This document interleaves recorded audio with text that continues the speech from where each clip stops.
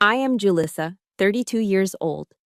And for my entire life, my father has told me that the cockpit of a fighter jet is no place for a woman, especially a failure of a daughter like me. But the worst humiliation didn't come from him. It came from Mark, my half-brother, the golden boy he treats like royalty. Right in the middle of a crowded briefing room, vibrating with the arrogant energy of 100 of America's youngest pilots at Nellis Air Force Base, Mark pointed a finger right in my face. He laughed, loud and sharp, and shouted, "Hey, you're in the wrong room, sweetie. This is for real pilots, men like us. It's not a place for you to find a husband." The entire auditorium exploded in laughter. Mark winked at me, convinced he had just scored a point. I felt the blood rush to my face, burning hot, not from shame, but from pity for his ignorance. Because Mark had no idea that the woman he just humiliated for looking for a husband was holding the call sign Falcon 1. I was the only person with the authority to order him to live or die in the sky today. Before we continue, let me know in the comments which state you are watching from, and hit that subscribe button right now if you want to see an arrogant brat get taught a lesson he will never forget by the very person he despises. The air inside the main briefing room at Nellis Air Force Base always smelled the same. It was a stale mixture of recycled air conditioning, trying and failing to fight off the Nevada desert heat, combined with the sharp scent of burnt government-issue coffee and the overwhelming musk of testosterone. It was the first day of Red Flag, the premier air-to-air combat training exercise in the world. The room was packed. Rows of theater-style seats were filled with the best and brightest, or at least the loudest, young fighter pilots the Air Force had to offer. They were all wearing their green flight suits, zippers pulled to the perfect height, patches gleaming on their shoulders. They were talking with their hands, mimicking dogfights, laughing too loud, posturing. It was a sea of egos, and I was just a rock they were flowing around. I stood near the front, off to the side, near the water cooler. I was wearing a sterile, unadorned flight suit, no name tag, no rank insignia on my shoulders, no unit patches, just plain olive drab green. To the untrained eye or the arrogant eye, I looked like support staff. Maybe intelligence, maybe administration, maybe just someone lost. I held a styrofoam cup of lukewarm water, watching them. I observed the way they moved, the way they grouped together in little tribes of confidence. They looked at me, and then they looked right through me. To them, a woman in this room without a visible rank was invisible. She was furniture. Then the double doors at the back swung open, and the volume in the room seemed to shift. Lieutenant Mark Wyatt walked in. My half-brother. Even from across the room, he looked exactly like our father. He had that same square jaw, that same perfectly styled blonde hair that defied the helmet hair regulations, and that same swagger that said he owned the building. He was flanked by two other pilots, his wingmen in the bar, if not in the air. He was laughing at something one of them said, slapping him on the back. He looked like the poster child for a recruitment commercial. He scanned the room, looking for a prime seat, and his eyes landed on me. He stopped. A confused frown creased his forehead, and then it smoothed out into a smirk that made my stomach turn. He didn't see a captain. He didn't see a veteran. He saw his failed big sister. He nudged his buddy and walked straight toward me, his voice cutting through the ambient chatter. "Julissa," he said, loud enough for the first 5 rows to hear. The chatter died down. Heads turned. "What are you doing in here? Did you get lost looking for the admin building?" I didn't move. I kept my face neutral, my hands resting loosely by my sides. "Hello, Mark," I said, my voice even. He chuckled, shaking his head as if he was dealing with a slow child. "Seriously, Jules, this is the red flag briefing, the big leagues. Did Dad send you to drop off my lunch or something?" He stepped closer, invading my personal space, pointing a finger at the door. "You need to clear out, sweetie. We're about to talk tactics. Real flying stuff. Not the paperwork Dad said you were better suited for." He turned to the room, spreading his arms wide, performing for his audience. "My sister, everyone. Looks like she's trying to find a husband since the flying career didn't work out." The room erupted. It wasn't just a few chuckles. It was a roar of laughter. 100 men, fueled by adrenaline and pack mentality, jeering at the woman standing alone by the water cooler. Mark winked at me, a cruel, dismissive gesture. "Go on now," he said, waving his hand as if shooing a fly. "Maybe you can grab us some fresh coffee on your way out. This pod is empty." The heat rose in my neck. My heart hammered against my ribs, a physical reaction to the public flaying.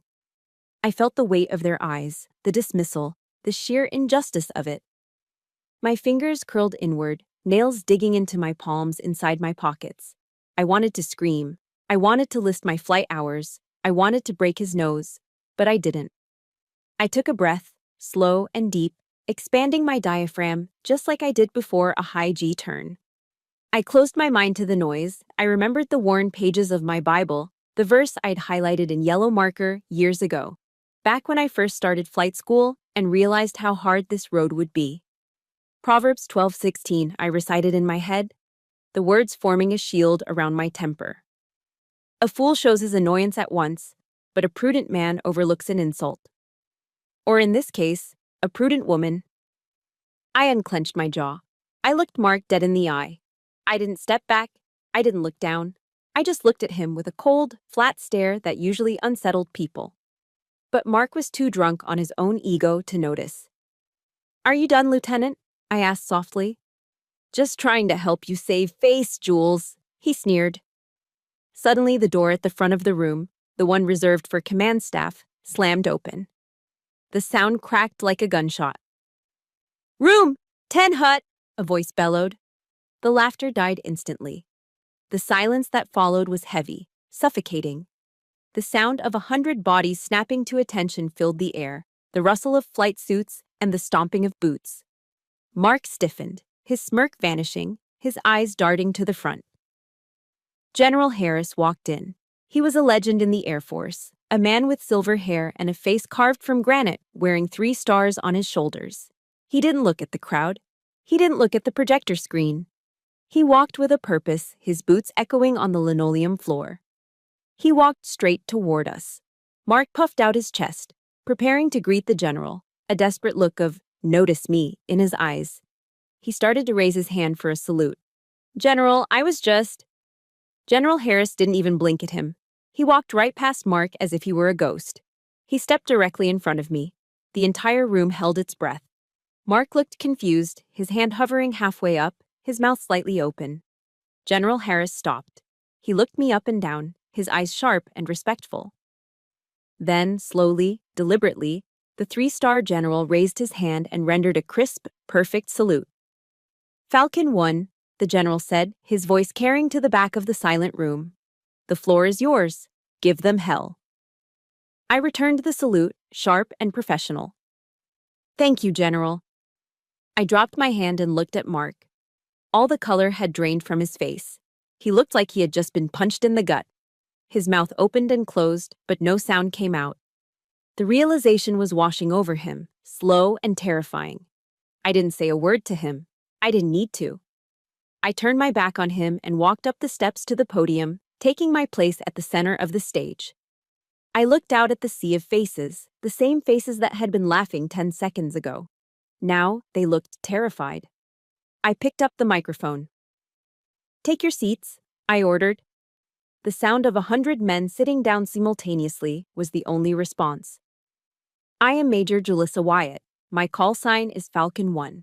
I am the Red Air Mission Commander." I paused, letting the silence stretch, letting Mark sweat in it. "And for the next 2 weeks, I am the one who decides if you survive up there." That salute from General Harris felt like a warm sun after a long, cold winter. It was the kind of respect I'd starved for my entire life. But as I stood there on that podium, looking down at Mark's pale, terrified face, my mind didn't stay in the moment of victory. Instead, it drifted back 2 weeks. It went back to the moment that fueled the fire burning in my chest right now. It went back to a dinner table at the Prime Cut, one of the most expensive steakhouses in Las Vegas, where the air smelled of aged beef, expensive cologne, and my father's suffocating expectations. The restaurant was dimly lit, the kind of place where the booths are made of dark mahogany and leather, and the waiters wear tuxedos. We were there to celebrate Mark. Of course. He had just received his slot for red flag, the same exercise I was secretly commanding. But to my family, Mark was the hero, and I was the spectator. My father, Colonel Rhett Wyatt, retired, sat at the head of the table like a king holding court. He swirled a glass of Napa Valley Cabernet, the red liquid catching the candlelight. He looked at Mark with a pride so intense it was almost painful to watch. "To Mark," my father announced, raising his glass. His voice was booming, attracting glances from nearby tables. "The next generation, the one who will finally carry the Wyatt name back into the stratosphere. To the legacy." "To the legacy," my stepmother echoed. She took a dainty sip of her wine, then turned her gaze to me. It wasn't a look of hatred, it was worse, it was pity. A soft, condescending smile that said, "It's okay, dear, we know you tried." I raised my glass of water, I wasn't drinking, and murmured, "To Mark." Mark was beaming. He cut into his bone-in ribeye, cooked perfectly medium rare, juices pooling on the white ceramic plate. "Thanks, Dad," he said, mouth half full. "Wait until you see the bird I'm flying. The F-35 is a beast. The avionics alone, it flies itself practically. I'm going to run circles around those aggressor squadrons." I tightened my grip on my fork. Those aggressor squadrons. He was talking about my unit. He was talking about me. "That's great, son," Dad said, leaning forward. Then, as if remembering social obligation required him to acknowledge my existence, he turned his head slightly toward me. "And you, Julissa, how are things at the office?" He always called it the office, as if I worked in a cubicle filing tax returns. "Actually, Dad," I said, trying to keep my voice steady, "work is intense. We've been developing new tactical scenarios for the Red Air Team, simulating fifth-generation threats using the..." He waved his hand, cutting me off mid-sentence. All right, let's not bore Mark with the administrative details. It's good you're safe on the ground, Jules. Really." He took another sip of wine, his eyes hardening.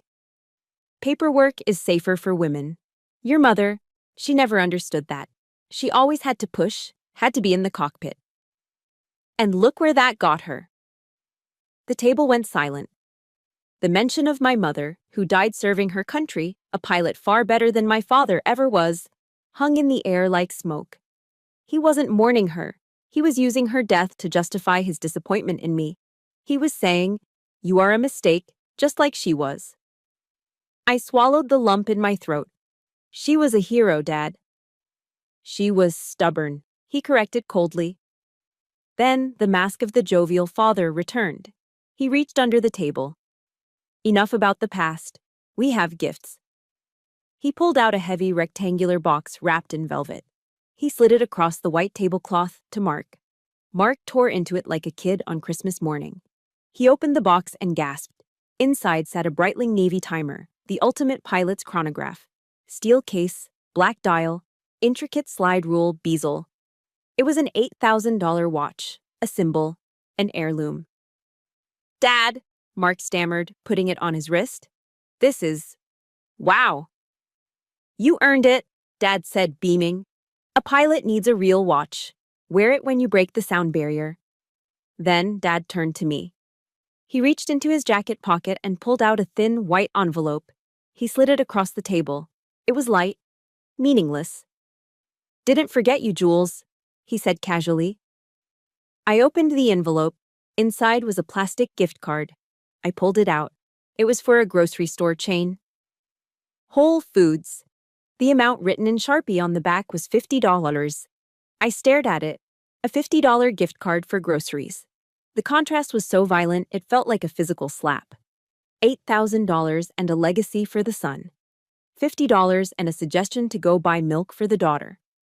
It wasn't about the money. I made a major's salary. I didn't need his money. It was the message. The watch said, "I believe in your future." The gift card said, "I pity your present." "Thanks, Dad," I whispered, my voice barely audible. "It's practical." "Gotta eat, right?" Mark laughed, admiring his new watch. "Maybe you can buy some of that organic kale you like."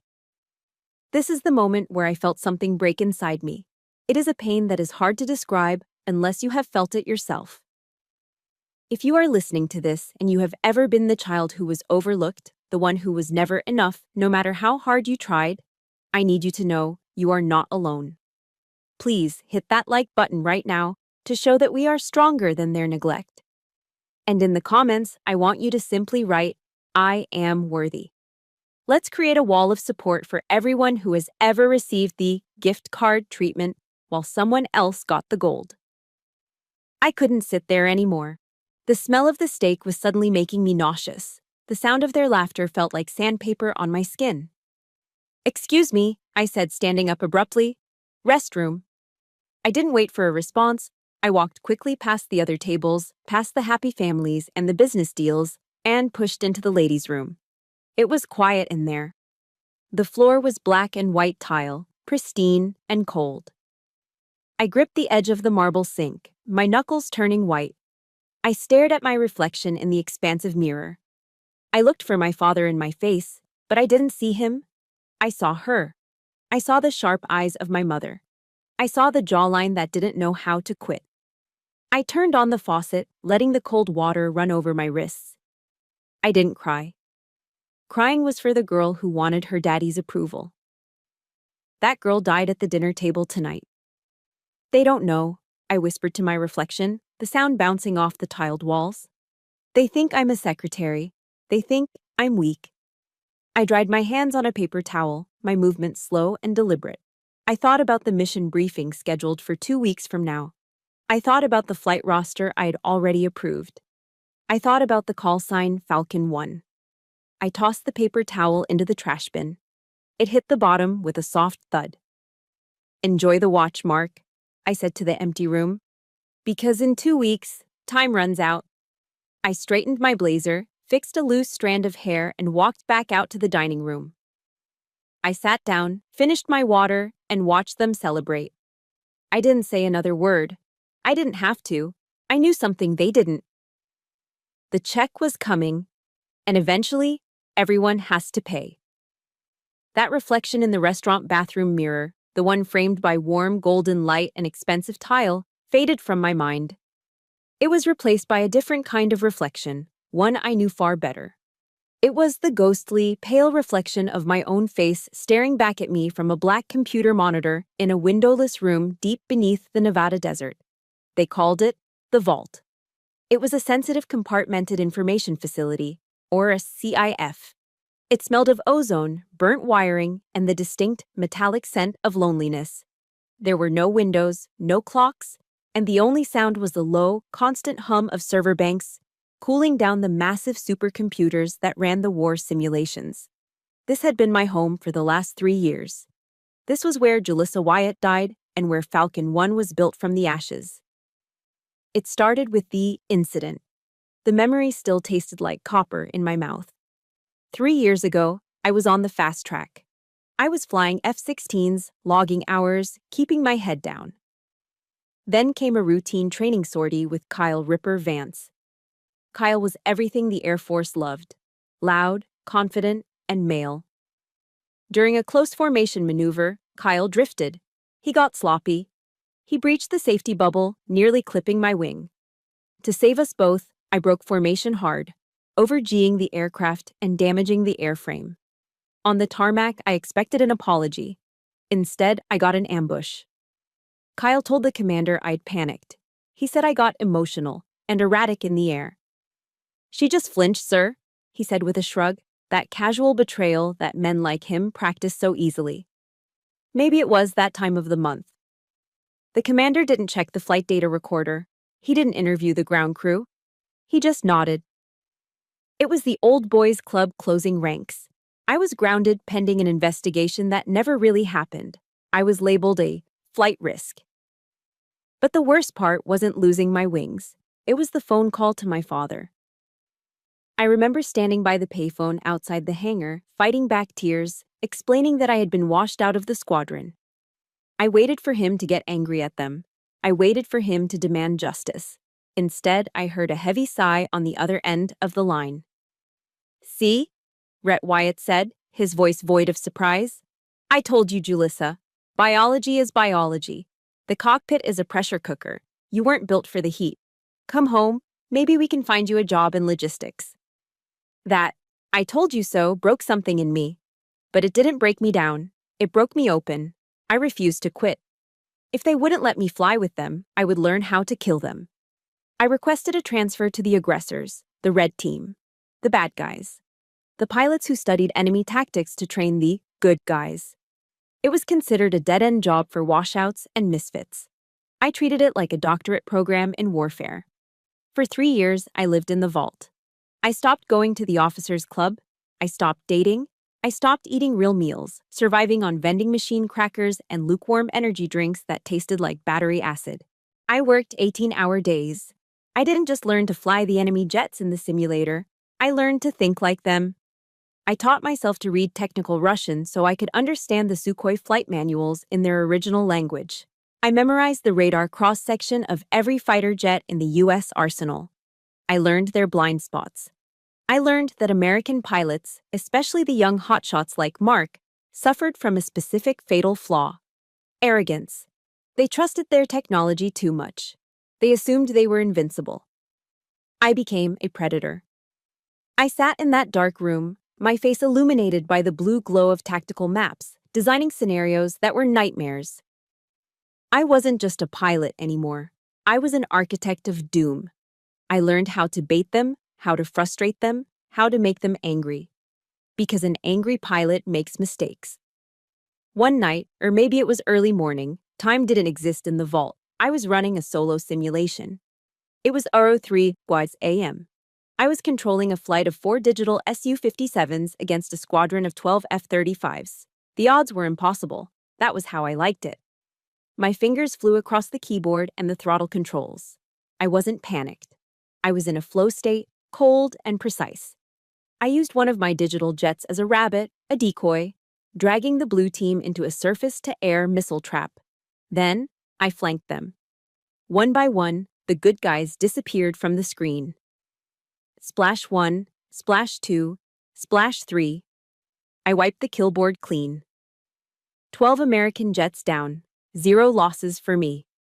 I leaned back in my chair, rubbing my burning eyes, exhaling a breath I didn't know I was holding.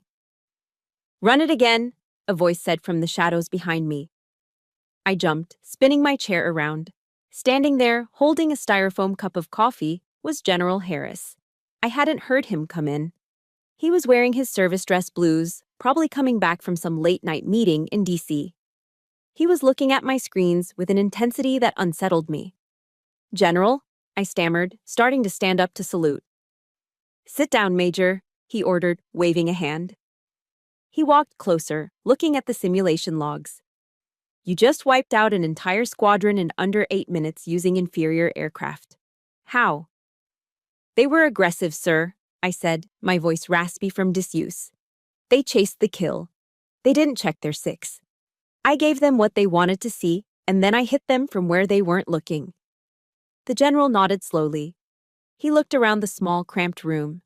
He saw the empty energy drink cans, the stacks of Russian manuals, the sleeping bag rolled up in the corner. He saw the obsession. He saw the scar tissue over the wound my father and the system had inflicted. "They say you're a washout, Wyatt," Harris said, looking me in the eye. "They say a lot of things, sir." "They're wrong," he said. He took a sip of his coffee, his eyes never leaving mine. "You aren't a dogfighter, Major. You're a grandmaster. You don't fly the jet, you fly the entire chessboard." He placed his hand on the back of my chair. "Red flag starts in 2 weeks. I'm firing the current Red Air Commander. He's too soft. He lets the blue team win to make them feel good." My heart stopped. "I want you to run the show," Harris said. "I want you to break them. I want you to humble them. Can you do that?" I thought of Mark. I thought of my father's "I told you so." I thought of every man who had ever looked through me. "I can bury them, sir," I said. The general smiled. It was a wolfish, dangerous smile. "Good. Your new call sign isn't Sweetheart or whatever garbage they called you. From now on, you're Falcon 1. You have kill authority." He turned and walked out of the darkness, leaving me alone with the hum of the computers. But the room didn't feel lonely anymore. It felt like a cockpit. And for the first time in years, I was ready for takeoff. 2 weeks later, I walked out of the blinding Nevada sunlight and into the cool, pressurized darkness of the Battle Management Command and Control Center. We called it the cage. If the vault was where I designed the nightmares, the cage was where I unleashed them. The room hummed with a different kind of energy than the briefing room. Upstairs, it was all ego and posturing. Down here, it was pure competence. The air smelled of ozone, floor wax, and the sugary glaze of a half-eaten box of Dunkin' Donuts sitting on the central console. It was the smell of work. As I swiped my badge and stepped onto the operations floor, the atmosphere shifted. It wasn't fear. I didn't rule by fear. It was readiness. Mike Sarge Peterson was the first to see me. Mike was a 60-year-old retired master sergeant who had been reading radar scopes since Operation Desert Storm. He was a man who had seen everything, a man who had zero patience for officers who didn't know their job. He sat at the main radar console, his face illuminated by the amber sweep of the scope. He stood up immediately. He didn't have to. He was a civilian contractor now. But he stood. "Morning, boss," Mike said, his voice gravelly and warm. "Morning, Mike. How's the board looking?" "Picture is clean, ma'am. All sensors are green. Data link is up." Before I could reach the command chair, Mike extended a hand. In it was a styrofoam cup of black coffee. Scorching hot, no sugar, no cream. Just the way I drank it.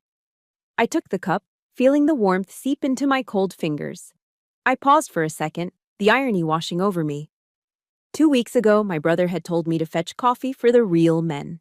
Today, a man who had forgotten more about aerial combat than Mark would ever learn was serving me coffee. Not because I was a woman, not because I was a Wyatt, but because I was the mission commander. "Thanks, Mike," I said. "You're gonna need it," he grunted, sitting back down. Blue air is taxiing. They sound enthusiastic. I moved to the center of the room, to the elevated platform that gave me a view of every screen. Sarah, my lead intel analyst, was already typing furiously at her station. Sarah was 24, a wizard with electronic warfare data. She could look at a jumbled mess of radio waves and tell you what the pilot had for breakfast. "Good morning, Major," Sarah said, not looking up from her keyboard. Her fingers were a blur. "I've loaded the threat libraries you requested. We're simulating SA-20 radar signatures today. High altitude, long range, nasty stuff." "Good work, Sarah," I said, taking my seat. I put on my headset, the foam cups sealing out the ambient hum of the servers. I adjusted the microphone. "Listen up, everyone." The room went silent. Every head turned slightly towards me, every ear listening. "Today isn't just a training sortie," I said, my voice calm but projecting to every corner of the room. "We have 100 young pilots up there who think the F-35 makes them invincible. They rely on their stealth. They rely on their sensors. They think the machine makes the man." I took a sip of the bitter coffee. "Our job today isn't to kill them. Not yet. Our job is to strip them naked. We are going to jam their comms. We are going to flood their scopes with ghost targets. We are going to separate the flight leads from their wingmen. We are going to teach them humility." "Copy that, boss," Mike said, cracking his knuckles. "Humility is my specialty." "Sarah," I asked, "patch me into the blue air frequency, passive monitoring only. I want to hear what they're saying before the fight starts." "Patching you in now," Sarah said. A burst of static filled my headset, followed by the crisp, overly confident voices of the Blue Force pilots. They were chatting on the tactical frequency, a violation of radio discipline, but they didn't care. They were the Wyatts, or at least the team led by one. "Check out that sunrise, boys," a voice said. I recognized it instantly. It was Mark. Even through the digital distortion of the radio, his arrogance was unmistakable. "Looks like a good day for a turkey shoot. I bet the red team is still waking up."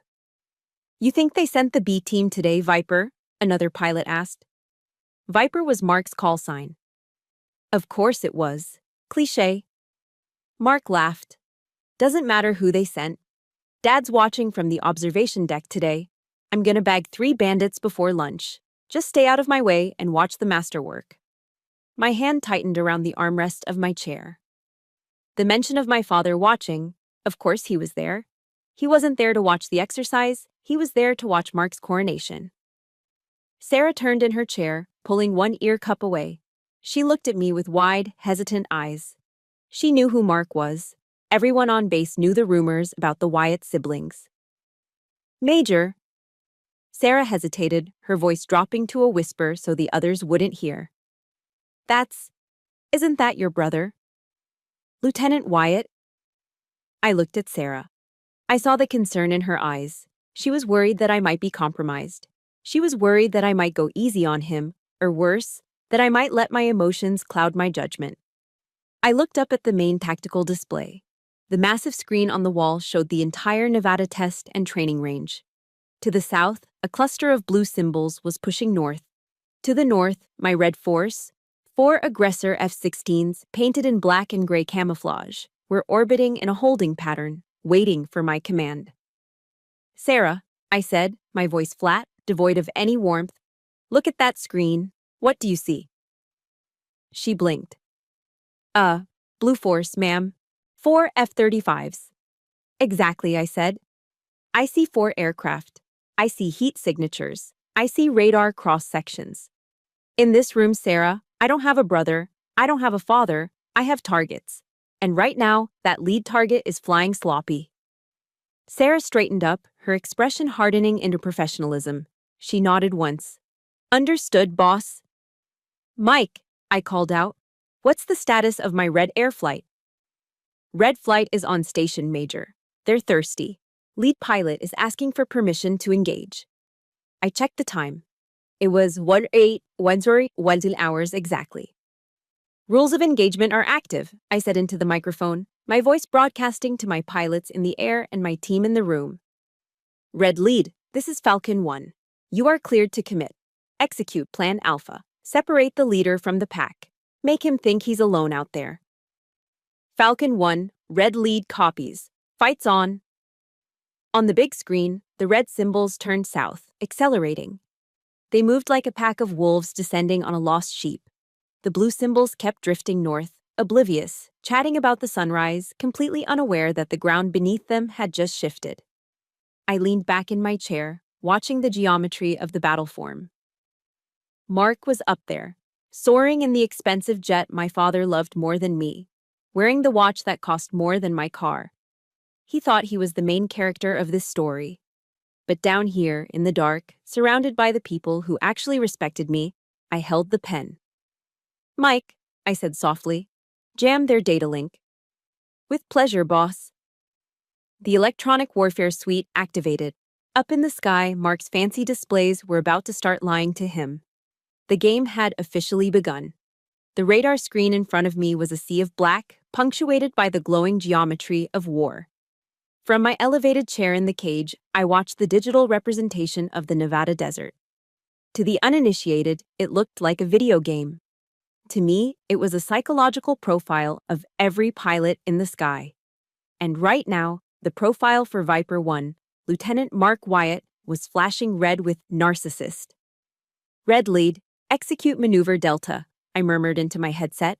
Dangle the carrot. On the screen, one of my aggressor F-16s broke formation. It flew slow and low, banking lazily to the west, acting like a wounded bird separated from its flock.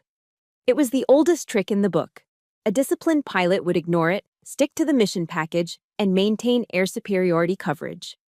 A disciplined pilot would know that a lone, slow target in a high-threat environment is never actually alone. But Mark wasn't disciplined. He was hungry. Tally-ho!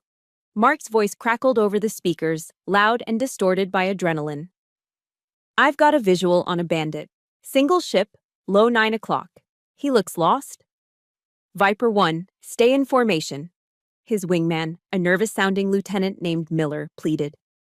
We have a mission objective to cover the bombers. Screw the bombers, Mark snapped. I'm not letting a free kill fly away. I'm engaging. I watched the blue symbol representing Mark's F-35 peel away from his flight group. He hit the afterburners, diving toward my decoy. He was chasing glory. He was thinking about the kill count he could brag about at the bar tonight. He was thinking about our father, who was undoubtedly watching the telemetry feed from the VIP observation deck, nodding in approval at his son's aggressive instincts. Mark didn't see the trap. He didn't see the two other red F-16s lurking in the radar shadow of the canyon walls, invisible to his sensors because he was too focused on the easy kill. He was flying blind, guided only by his ego. "Sarah," I said, keeping my voice calm, "give me the threat assessment." "He's flying right into a simulated SA-20 kill box, boss," Sarah replied, her fingers flying across the keyboard. "And he's got 2 bandits closing on his 6 o'clock. He's dead in 30 seconds. I had a choice. I could let him die now.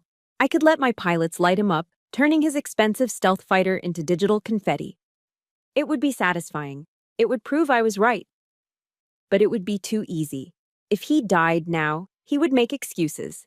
He would say his sensors malfunctioned, or the simulation was rigged, or he was just unlucky. My father would back him up. "Bad luck, son. You'll get them next time." No. I didn't want him to just lose. I wanted him to be humiliated, and for that I needed him to think he was winning. I needed to inflate his ego until it was so big that when it finally popped, the sound would shatter the windows. But I still had a job to do. I was the safety observer as well as the mission commander. I reached for the switch on my console that activated the voice modulator. It deepened my voice, stripping it of gender and identity, turning me into the anonymous voice of God. "Viper 1, I broadcasted on the guard frequency, the emergency channel everyone monitored. You are entering a high-threat zone, multiple SAM indications. Bandit ambush imminent, abort run, return to formation." There was a pause. For a second, I thought he might listen. I thought maybe, just maybe, the training would override the arrogance. Then, Mark keyed his mic. "Command, get off the channel. I've got a tone. I don't need some paper pusher telling me how to fly my jet. I see the target. I'm taking the shot." Paper pusher. The insult hung in the cool air of the control room. Beside me, Mike stiffened. He looked up at me, his eyes wide. He knew exactly who that paper pusher was. He waited for me to explode. He waited for me to scream into the mic, to reveal myself, to ground Mark right there and then. I didn't blink. I didn't raise my voice. I looked at the screen. Mark was now deep inside the trap. My 2 hidden aggressors had locked onto him. They had a perfect firing solution. "Fox 2 solution acquired," my red lead pilot reported in my ear. "I have him dead to rights, Falcon 1. Request permission to kill." I watched the geometry on the screen. Mark was lining up his shot on the decoy. He was seconds away from his victory. "Negative," I said. My voice was ice. "Hold fire." Mike swiveled in his chair. "Boss, he's wide open. They can splash him right now." I said hold fire, I repeated. "Let him take the shot. Let him get the kill." "But why?" Mike asked, confused. "He broke rules. He insulted you." "If we kill him now, he learns nothing," I said, staring at Mark's blue dot. "He needs to believe he's untouchable. He needs to believe his own hype. Let him have his little victory. Let him think he's a god for 15 more minutes. Because when I finally swat him out of the sky, I want him to know it wasn't bad luck. I want him to know it was me." On the screen, Mark fired. Fox 2, splash 1 bandit," he screamed in triumph. The decoy aircraft acknowledged the hit and turned off its transponder, signaling it was destroyed. Mark pulled his jet into a steep, vertical climb, a victory maneuver that burned precious fuel and bled off all his energy. It was a rookie move. It was a showboat move. "Did you see that, boys?" Mark crowed on the radio. "That's how you clear the skies. 1 down, 3 to go." He had no idea. He had no idea that my 2 assassins were flying silently just 2 miles behind him, their radars in standby mode, tracking him with infrared search and track systems. He had flown through the death zone 3 separate times in the last 60 seconds. By all rights, he was a ghost. "All red units," I commanded softly. "Fade. Disengage. Let him go home." My pilots peeled away, disappearing back into the digital noise. Mark turned his jet toward the base, unaware that he was only alive because I allowed it. He thought he was a predator. He didn't realize he was just a mouse that the cat had decided to play with for a little while longer. "Sarah," I said, taking off my headset. "Save the tape. Save the audio of him refusing the safety order. Save the telemetry showing he was locked up by 3 different missiles." "Saved and encrypted, boss," Sarah said, a small knowing smile playing on her lips. "Good," I said, standing up. "He's going to land now. He's going to walk into that debriefing room like he owns the place. He's going to tell Dad how great he is." I looked at the blank screen where the battle had just raged. "Let him enjoy the sunset," I whispered. "Because tomorrow, I bring the storm." The third day of Red Flag dawned with the kind of violence only the Nevada desert knows how to produce. The sky wasn't blue, it was a bruised purple, heavy with dust and static. The wind was howling across the tarmac at 40 knots, whipping sand against the hangars like buckshot. In the briefing room that morning, the safety officer had been crystal clear. "The weather is marginal. The hard deck is raised to 10,000 feet AGL. If you go below 10,000 feet, you are dead. No exceptions." The hard deck is an imaginary floor in the sky. Below that line, we pretend the ground exists. It's there to keep adrenaline junkie pilots from slamming into mountains while chasing a kill. Violating the hard deck isn't just a rule break, it's a firing offense. But Mark didn't care about safety briefs. He cared about the VIP observation deck. He knew our father, Rhett, was sitting up there with the brass, sipping coffee and watching the telemetry feed. Mark treated the airspace like his personal stage, and today, he decided to improvise. I sat in the cage, my eyes glued to the main scope. The turbulence was bad. Even down here in the bunker, I could feel the tension. On the screen, the data blocks representing the jets were jittering as they fought the crosswinds. "Viper 1, I heard Mark's voice, sounding strained but cocky. "I've got a bandit on my tail, taking evasive action, going vertical." "Negative, Viper 1, his wingman called out. "Watch your altitude. We are close to the floor." I got it, Mark snapped. "Watch this." On my screen, Mark's F-35 inverted. He pulled the nose down, diving straight toward the jagged peaks of the testing range. He was trying to shake Spike, one of my best Red Air pilots flying an F-16. Spike was sticking to him like glue, following him down, waiting for the hard deck alarm to force a reset. "Altitude, Viper 1, I warned over the safety frequency. "You are approaching the hard deck. Level off." Mark ignored me. He kept diving. 9,000 feet, 8,000. He was breaking the rules. He was showing off for Dad. "He's going below," Mike whispered beside me, his knuckles white on the desk. "Spike," I keyed my mic. "Disengage. He's crazy. Pull up." "Copy, Falcon 1. Breaking off," Spike replied. My pilot, Spike, did the right thing. He leveled his wings to pull out of the dive. But Mark didn't pull up. Instead, he pulled a high G barrel roll, a flashy, desperate maneuver right into Spike's flight path. It happened in a heartbeat. The proximity alarms in the cage screamed. The screen flashed a collision warning. On the telemetry, the 2 blue and red dots merged into one. Break right, I screamed into the mic, shattering my own composure. In the air, Spike saw the belly of Mark's F-35 fill his entire canopy. It was a wall of gray metal moving at 600 miles per hour. Spike didn't think. He reacted. He slammed his stick to the side and yanked it back, pulling 9 Gs, 9 times the force of gravity. His body was crushed into his seat, his vision graying out as his jet shuddered and rolled violently away. Mark passed mere feet from Spike's cockpit. The wake turbulence from his engine hit Spike's jet like a physical hammer, flipping the F-16 upside down. Silence hung in the control room. We all waited for the explosion. We waited for the fireball on the screen. Then Spike's voice came over the radio, breathless and shaking. "Holy. Falcon 1, I'm okay, recovering control. That was too close. We swapped paint." He was alive, but he was terrified. I let out a breath that felt like it tore my lungs. My hands were trembling. That wasn't a simulation. That was death knocking on the door. Then Mark's voice cut through the silence. "Hey! Watch where you're flying, idiot!" Mark yelled, his voice full of adrenaline and misplaced rage. "You cut me off. You almost scratched my jet. Learn how to fly or get out of my airspace." He wasn't apologizing. He wasn't checking on the man he almost killed. He was blaming the victim. He was angry that Spike's near-death experience had ruined his cool maneuver. This right here.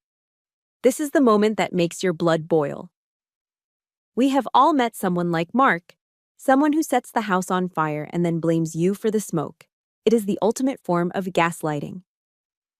If you have ever had to deal with a toxic person who refuses to take responsibility for the damage they cause, I need you to hit that like button right now.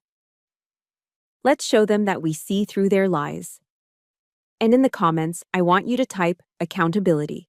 Just one word. Let's demand it. Something inside me didn't just break, it solidified. The sister who wanted to teach her little brother a lesson vanished. The major who wanted to protect her pilots took over. I ripped the headset off my ears and threw it onto the console. The plastic cracked, but I didn't care. I stood up, my chair screeching against the floor. Every head in the room turned to me. They saw the fire in my eyes. They saw the Falcon my father said never existed.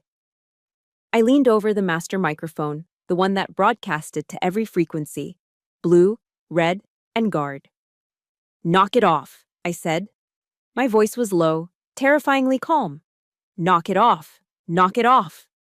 The skies went silent. The exercise stopped instantly. "All aircraft RTB immediately," I ordered. "Viper 1, you are grounded. Get your ass on the deck now." "You can't ground me," Mark argued, his voice shrill. "Dad is watching. I was in control."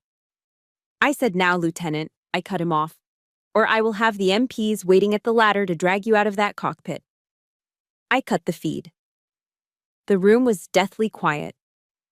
Mike looked up at me, a mixture of fear and awe on his face. "Major," he asked softly, "what are we doing for tomorrow? The final exercise?" I stared at the blank screen. Mark had almost killed one of my men. He had proven he was dangerous. He wasn't just arrogant, he was a liability. And my father was up there, probably telling the general that it was Spike's fault. I looked at Sarah. "Pull the safety protocols for the final scenario," I said. "Which ones, ma'am?" "All of them," I said. "Prepare Protocol Alpha." Sarah gasped. "Protocol Alpha, ma'am, that activates the entire integrated air defense system, the simulated SAM sites, the electronic jamming, the Golden Horde scenario. That's impossible to survive. It's designed for a full-scale war simulation, not training." "He wants a war?" I said, picking up my broken headset. "He wants to be a hero?" "Fine." I walked toward the door. I needed air. I needed to prepare. "Tomorrow," I said, looking back at my team, "we don't teach. Tomorrow the sky falls. Activate everything. I want the desert to burn." "Yes, ma'am," Mike whispered. I walked out of the cage. Mark thought he was flying against a sister who wanted his respect. He was wrong. Tomorrow, he was flying against Falcon 1. And Falcon 1 didn't have a brother. She only had prey. The sun hadn't even breached the horizon over the Sheep Range Mountains when my phone vibrated against the center console of my truck. It was 06 hours. The air outside was cool, that deceptive desert chill before the heat turned the tarmac into a frying pan. I stared at the screen. The caller ID read, "Dad." I picked it up, staring at the Nellis flight line through my windshield. The F-16s and F-35s were silhouettes against the purple dawn, sleeping beasts waiting to be woken up. "Major Wyatt," I answered, keeping my voice professional. "Julissa," my father's voice boomed, skipping any pleasantries. He sounded chipper, probably already on his second cup of coffee at the casino hotel. "I'm heading to the observation deck with General Harris in an hour. Big day today, the final sortie." "It is," I said, my grip tightening on the steering wheel. "Mark is flying lead again." "Exactly," Rhett said, his tone shifting to that confidential, patronizing frequency he used when he wanted a favor. Listen, I know yesterday was bumpy. Mark told me about the turbulence. He said that aggressor pilot cut him off. Dangerous flying by your team, Jules. You need to rein them in. I almost laughed. It was a dark, bitter sound that got stuck in my throat. Mark had nearly killed a man, violated a hard deck safety order, and screamed at a superior officer. And in Rhett Wyatt's world, it was my team's fault. It was always someone else's fault. Is that what he told you? I asked. The point is, Rhett bulldozed over me. Today needs to be flawless. The general is deciding on the final roster for deployment. I want you to make sure your brother shines today. Don't throw any curveballs. Give him a standard scenario. Let him look good. For the family name. He wasn't asking me to do my job. He was asking me to fix the game. He was asking me to betray my uniform to prop up his ego. I looked at the black flight bag sitting on the passenger seat. Inside was my helmet. Don't worry, Dad, I said, my voice dangerously calm. I promise you. Today I'm going to give Mark exactly what he deserves. That's my girl, he said, relief washing over his voice. He thought I was capitulating. He thought I was the obedient daughter again. I knew I could count on you. We'll grab dinner after. Steaks are on me. I hung up. I didn't tell him that he wouldn't have an appetite for steak by the time I was done. I walked into the facility, bypassing the coffee mess and heading straight for the server room. Sarah was already there, looking pale. She had seen the flight plan. Boss, she said, standing up as I entered. I did what you asked. I accessed the threat library. Show me, I said, leaning over her shoulder. On the screen was the electronic warfare profile for the day's mission. Usually we projected simple radar signatures, MiG-29s, Su-27s, standard threats. I reprogrammed the DRFM jammers, I said, pointing to the code. We aren't just jamming them today, Sarah. We're gaslighting them. I had designed a ghost protocol.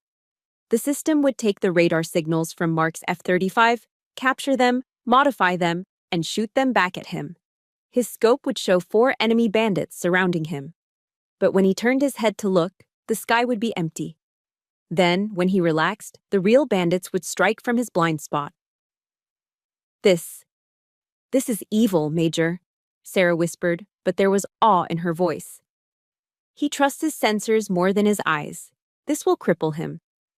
That's the point, I said. He thinks the machine makes him a pilot. Today, the machine lies. I left Sarah and marched to the locker room. The smell of stale sweat, boot polish, and Nomex filled the air. My team was already there. 4 of the best pilots in the Air Force, wearing the red-starred patches of the aggressor squadron. Spike was sitting on a bench, lacing up his boots. He looked up when I walked in.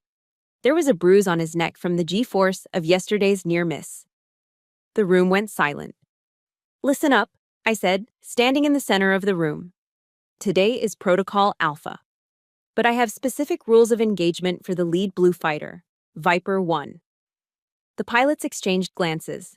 They hated Mark. They wanted blood. We don't kill him quick, I ordered. If you get a lock on him, don't take the shot immediately. I want you to peel away his wingmen first. Pick them off one by one. Force him to watch his team die. Isolate him. We're going to leave him all alone out there, Spike said, a grim smile forming. Exactly, I nodded. I want him stranded in the middle of the desert with 4 bandits circling him. I want him to feel the panic. I want him to understand that without a team, he is nothing. And who takes the kill shot, boss? Spike asked. You want me to finish him. I shook my head. I walked over to my locker, the one I hadn't opened in 3 years. I spun the combination lock. Clack, clack, clack. No, I said, pulling the metal door open. You just heard the sheep. The wolf is eating today.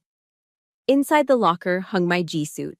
It was olive drab, heavy with zippers and air bladders designed to squeeze my legs and keep the blood in my brain during high G maneuvers. Next to it was my helmet, the visor dark and scratched from 1,000 hours of combat training. I took off my service uniform jacket. I unbuttoned my shirt. I stepped into the G-suit, the familiar sound of heavy zippers closing around my legs, feeling like I was putting on armor. I tightened the Velcro straps around my waist. I pulled on my combat boots, tying the laces tight enough to cut circulation. For the last 2 weeks, I had been the voice in their ear. I had been the paper pusher my brother mocked. I had been the dutiful daughter sitting in the dark. Not today. I grabbed my helmet bag and turned to my team. They were staring at me. They had never seen me suit up. They knew me as the strategist, the architect. They had forgotten that before I was a commander, I was a killer in the cockpit. "Let's go," I said. I pushed open the heavy steel doors and stepped out onto the flight line. The heat hit me instantly, a wall of dry, dusty air. The sound was deafening. The whine of auxiliary power units, the roar of jet engines turning over, the smell of burnt kerosene. There it was. My jet. An F-16C Block 30. But it wasn't painted in the standard Air Force gray. It was painted in the Wraith scheme, black and dark blue splinter camouflage, designed to mimic the Russian Su-57. It looked aggressive. It looked mean. I walked around the aircraft, running my hand along the cold metal of the leading edge flap. I checked the landing gear. I checked the missiles, inert training rounds, but they would register as real kills in the computer. I climbed the ladder. The cockpit was tight, smelling of old sweat and avionics. I strapped in, connecting my oxygen hose, plugging in my comms cord. I lowered the canopy. The world outside became muffled, distant. "Ground, this is Falcon 1, I said into my mask. My voice sounded different in the enclosed space. It sounded like judgment. "Radio check." "Loud and clear, Falcon 1, the tower responded. "You are cleared for engine start." I flipped the switches.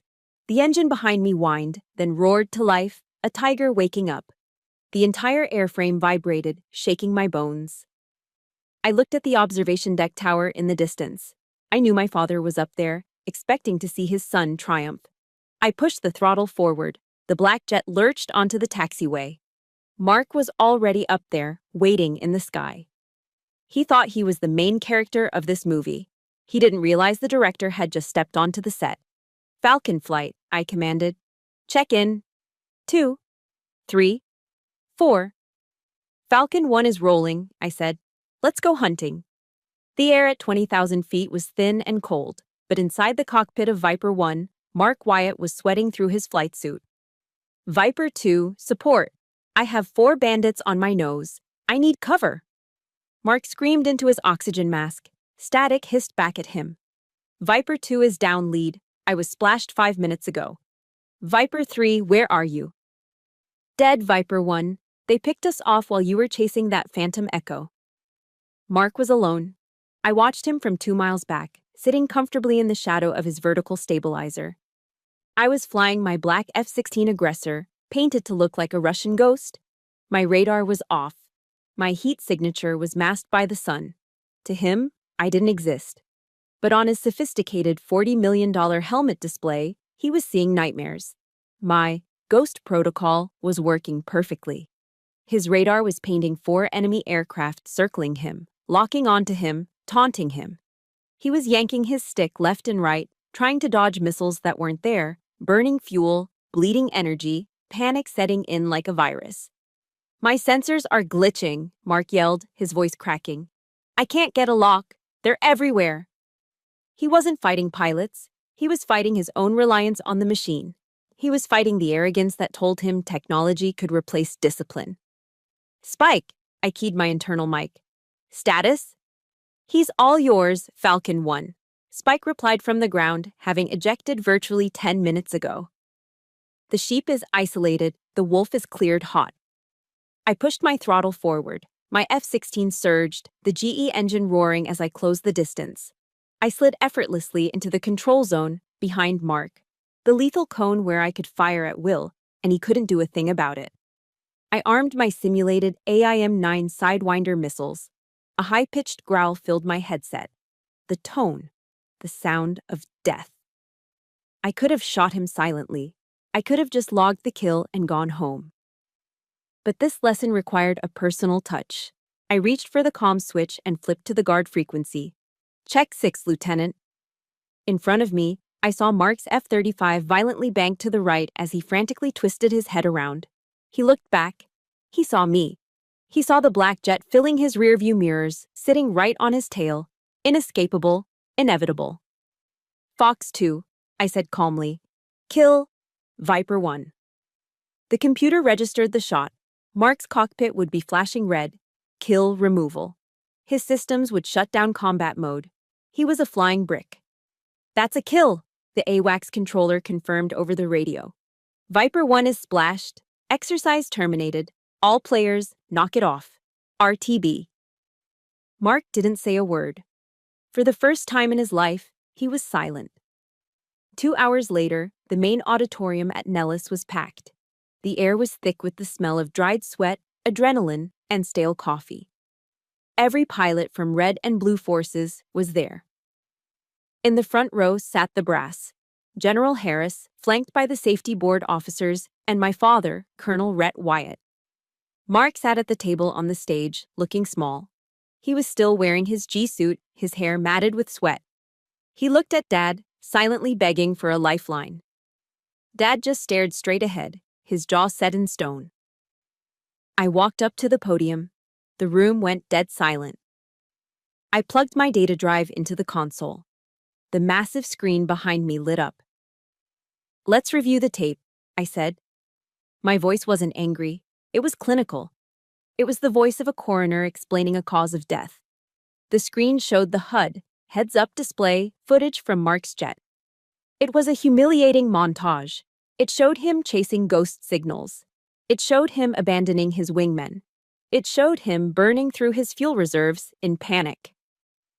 At 08:15, I said, using a laser pointer to circle the data block, Lieutenant Wyatt broke formation to pursue a false radar signature. In doing so, he left his wingman, Viper 2, exposed to a flank attack. Viper 2 died 60 seconds later. Mark shifted in his seat. My radar was jammed, he mumbled. The system was giving me false positives. It was a technical glitch. It wasn't a glitch, I said, cutting him off. It was a test of situational awareness. You trusted the screen instead of looking out the window. I clicked the remote. The video advanced. At 08:22, Lieutenant Wyatt violated the hard deck altitude restriction for the second day in a row while attempting to evade a missile that wasn't there. The room murmured. A hard deck violation was serious. 2 in a row was negligence. And finally, I clicked to the last clip.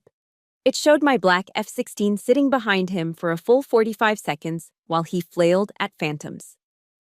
At 08:30, the aggressor lead, myself, achieved a guns tracking solution and a Fox 2 missile lock.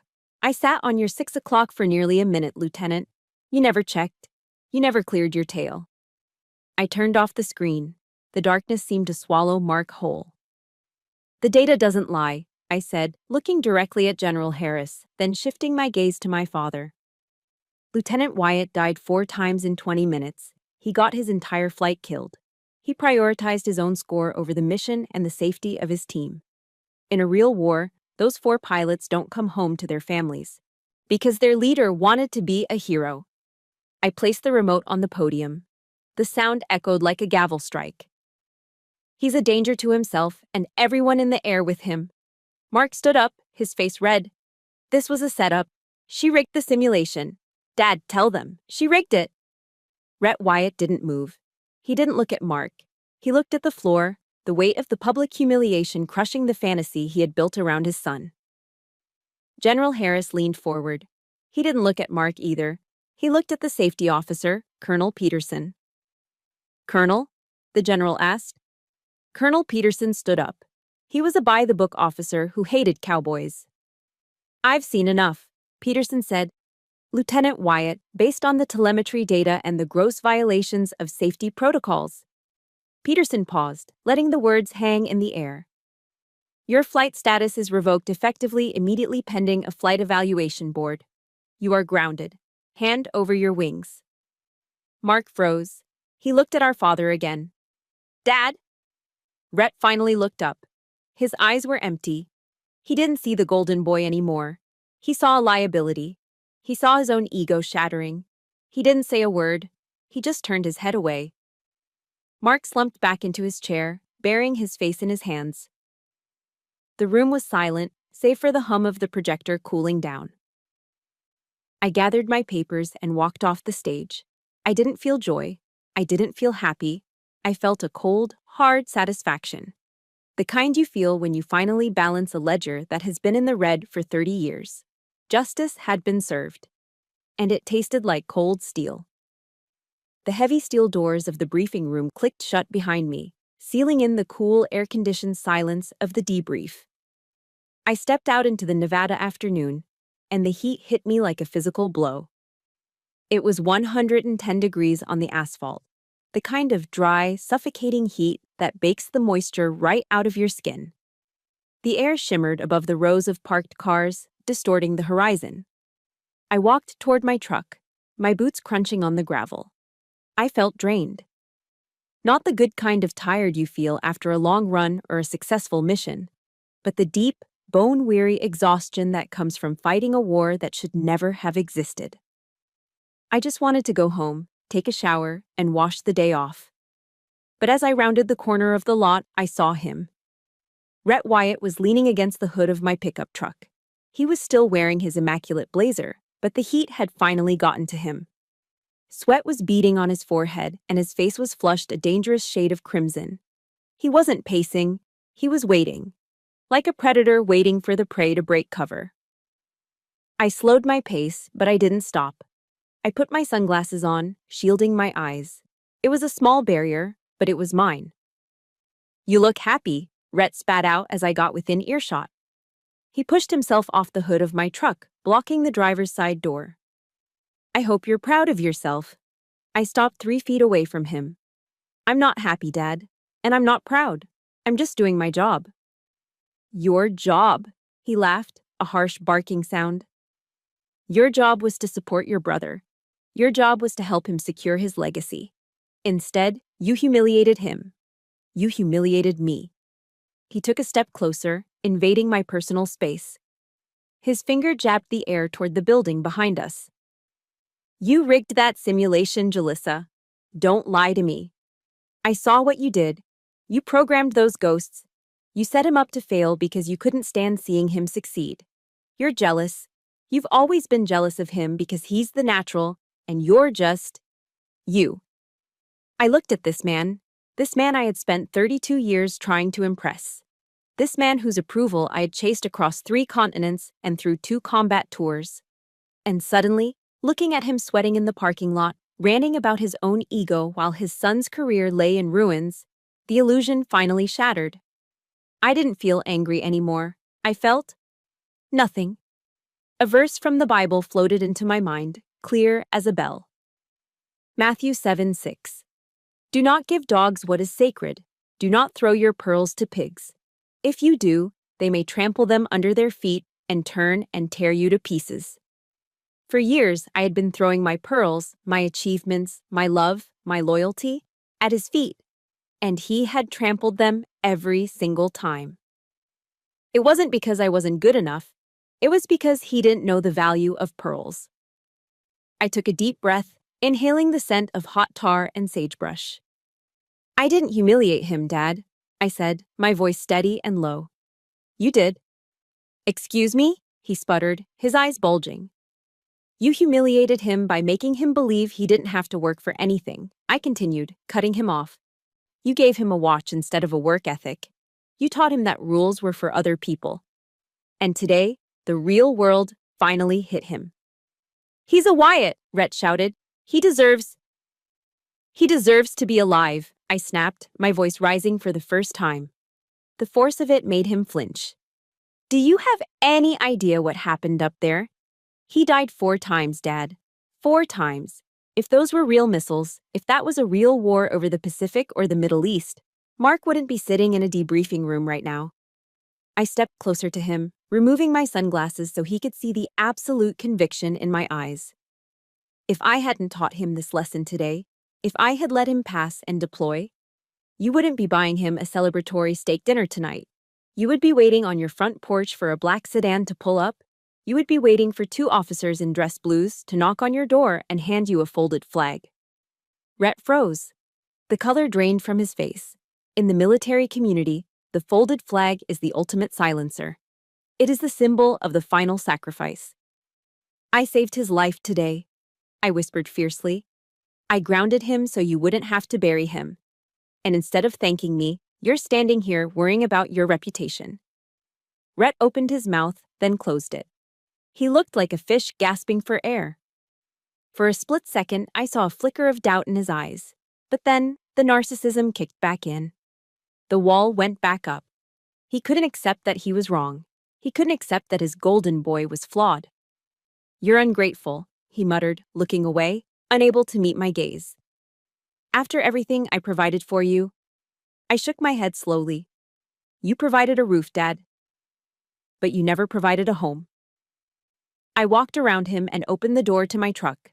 I climbed into the cab, the heat inside baking me, but I didn't care. I started the engine. Rhett banged his hand on the window frame. Where are you going? We aren't done. You need to fix this. You need to go back in there and tell General Harris it was a system error. I rolled down the window, just an inch. The air conditioning blasted cold air against my face, a sharp contrast to the heat radiating off him. I'm done fixing your mistakes, Dad, I said. And I'm done apologizing for my success. If you drive away, he threatened, pointing a shaking finger at me, don't expect a seat at Thanksgiving. Don't expect anything from me. I haven't expected anything from you since I was 10 years old, I said. Do not call me Dad. Do not call me until you learn how to respect this uniform. And the woman wearing it. I didn't wait for his response. I shifted the truck into drive and peeled out of the parking spot. I looked in the rearview mirror one last time. Rhett Wyatt was standing alone in the middle of the empty lot, small and shrinking against the vast, indifferent desert landscape. He looked like a man who had built a castle out of sand, and the tide had finally come in. I turned onto the main road, the base disappearing behind me. I reached over and turned off my phone. Silence filled the cab. It was the most beautiful sound I had ever heard. The fallout was swift, just as I knew it would be. Mark didn't get kicked out of the Air Force. The Wyatt name still carried enough weight to prevent a dishonorable discharge, and Dad pulled every string he had left to save face. But Mark's days as a fighter pilot were over. The Flight Evaluation Board reviewed my tapes. They saw the negligence. They saw the danger. They stripped him of his flight status permanently. 2 days later, I was walking through the administrative wing of the base HQ to file my final report. I turned a corner and nearly collided with a young officer pushing a heavy cart loaded with boxes of printer paper and toner cartridges. It was Mark. He was wearing his service dress uniform, but the pilot wings were gone from his chest. He looked tired. The swagger was gone. The hotshot smile was gone. He was now a logistics officer, a supply jockey, a paper pusher. He stopped the cart. He looked up and saw me. For a moment, I thought he might yell.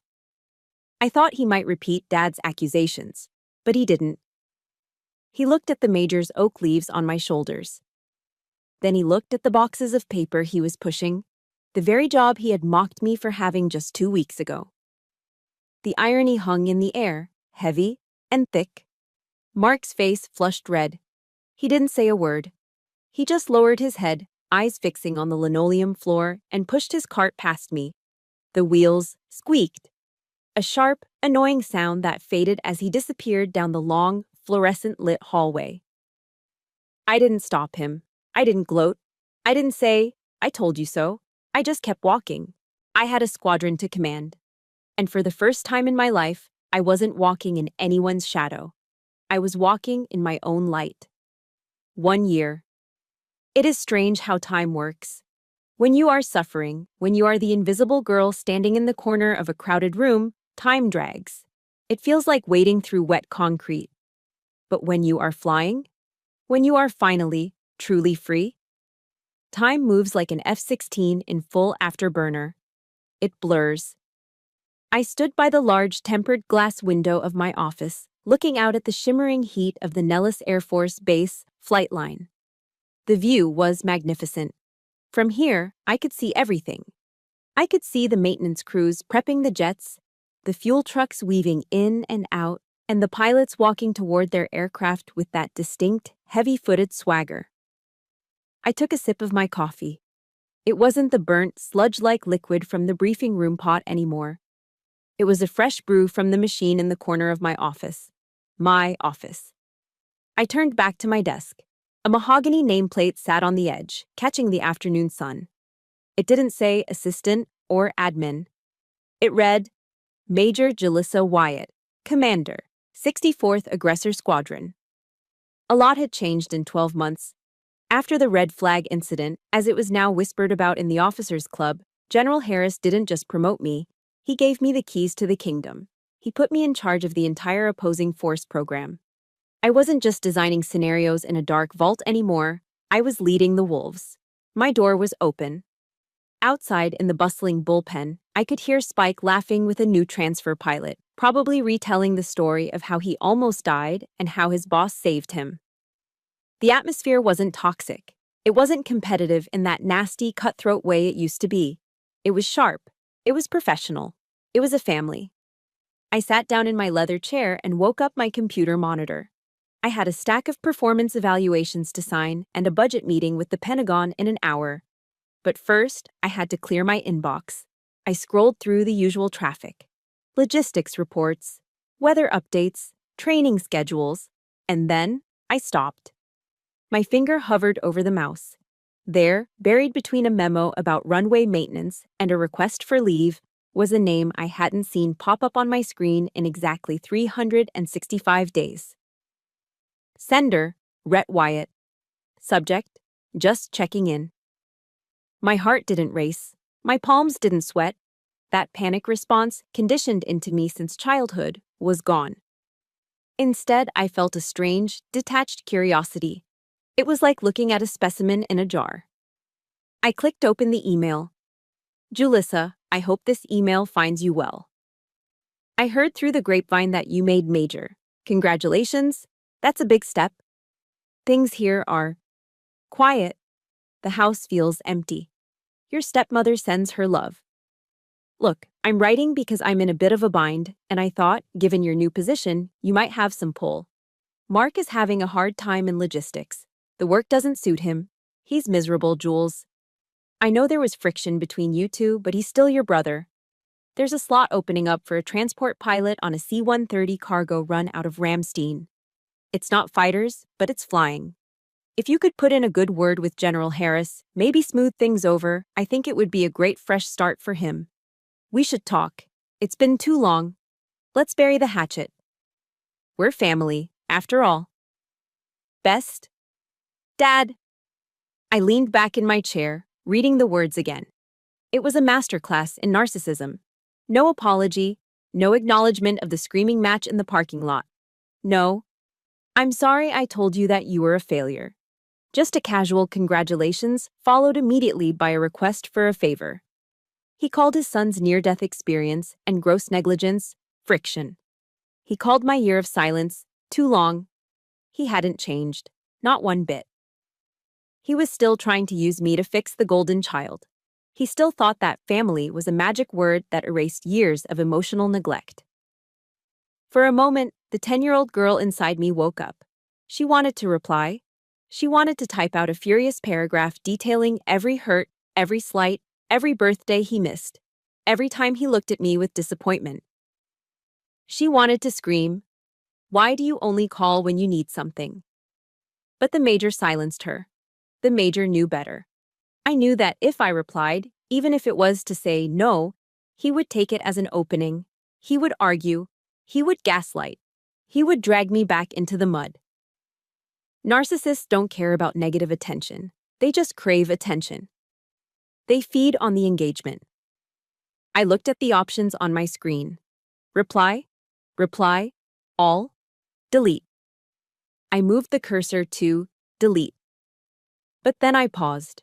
Deleting it felt like hiding. It felt like I was afraid of the email, afraid of having it in my history. I moved the cursor to the right. Archive. To archive something means you aren't destroying it, but you are removing it from your active life. You are filing it away in a dusty cabinet in the basement. It exists, but it no longer has the power to clutter your daily workspace. It is a part of history, not the present.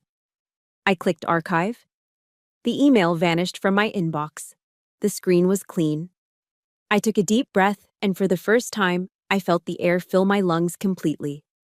I forgave myself in that moment. I forgave myself for not being the daughter he wanted. I forgave myself for not being able to save Mark. I forgave myself for walking away. I wasn't their savior. I was just Julissa. I stood up, grabbed my flight cap, and walked out of the office. I passed Sarah's desk. Heading out to the line, boss? She asked, looking up from her screens. Yeah, I smiled. I need some fresh air. I walked out of the air-conditioned building and into the heat. The sun was beginning to dip low, painting the Nevada sky in streaks of violent orange and bruised purple.